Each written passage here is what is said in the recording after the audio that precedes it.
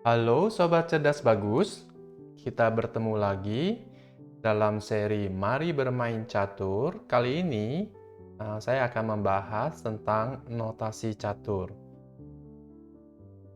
Kita menggunakan notasi catur agar dapat memainkan kembali permainan yang telah kita mainkan dan juga untuk dapat menganalisa permainan tersebut.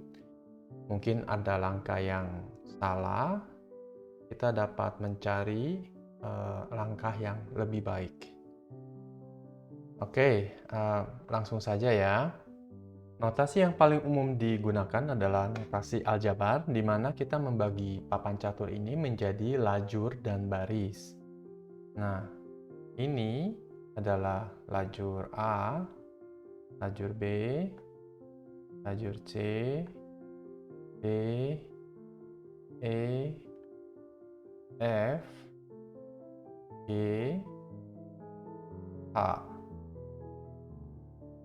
Kemudian baris 1, baris 2, baris 3, 4, 5, 6, 7, 8. Dan sudut pandang yang digunakan adalah dari sudut pandang pemain putih. Jadi walaupun kita misalnya nanti melihat dari sudut pandang hitam, tetap benteng putih ini, posisi benteng putih kiri bawah ini adalah A1, sedangkan untuk hitam, benteng yang ini adalah H8. Nah, misalnya kita bilang petak ini kita sebut E4, ya. Kemudian pion penulisannya mengikuti petaknya saja. Kalau pion ini kita bilangnya E2, gitu. Untuk buah catur lainnya, kita tambahkan saja huruf besar di depannya. Misalnya gajah C1. Jadi G besar, kemudian koordinatnya C1. Nah, ini kuda KB1. Dan seterusnya. Benteng B besar, menteri M besar, raja R besar. Kemudian bila buah catur kita menangkap buah catur lainnya, maka kita menggunakan simbol kali. Untuk skak kita gunakan simbol tambah, skakmat simbolnya pagar. Kemudian pion yang promosi itu menggunakan simbol sama dengan. Jadi misalnya nanti sama dengan M besar, berarti menjadi menteri. Nah, untuk rokade pendek kita gunakan simbol 00, rokade panjang 0-nya 3 kali. Untuk penulisannya sendiri ada cara menulis panjang dan ada cara menulis yang pendek.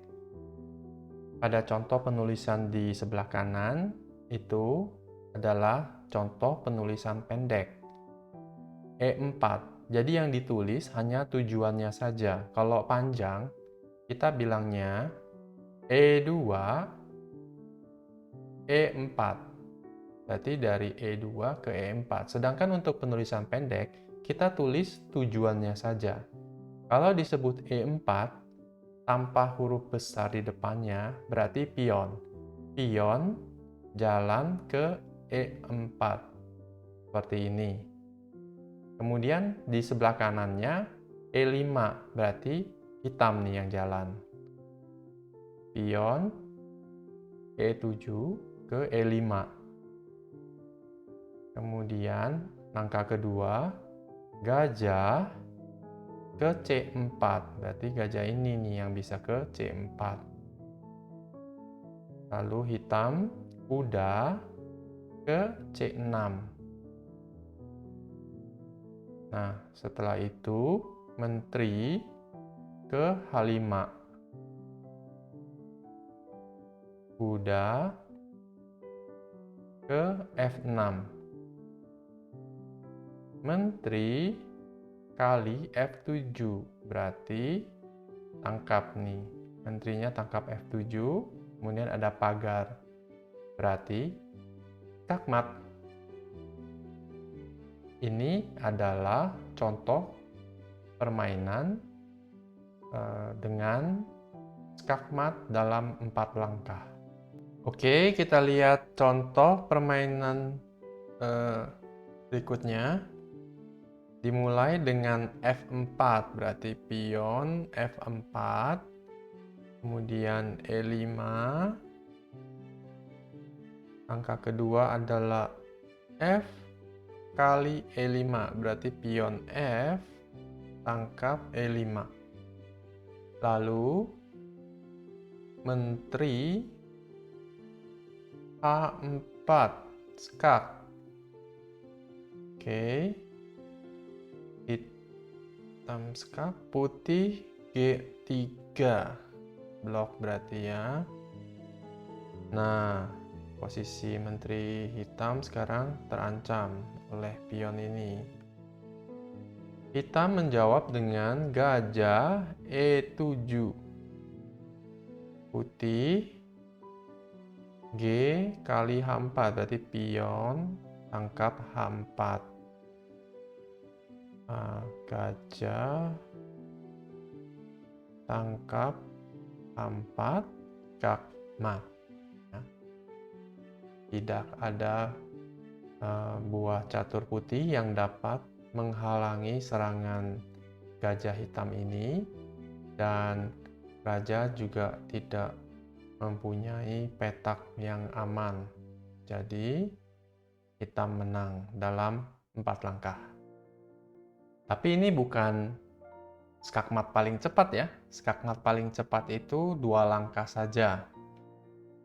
Tentunya putih harus membuat kesalahan fatal di awal yang menyebabkan raja putih tertangkap. Kita lihat putih melangkah G4, hitam E5, putih F3, kemudian hitam jalankan menteri ke H4, skakmat.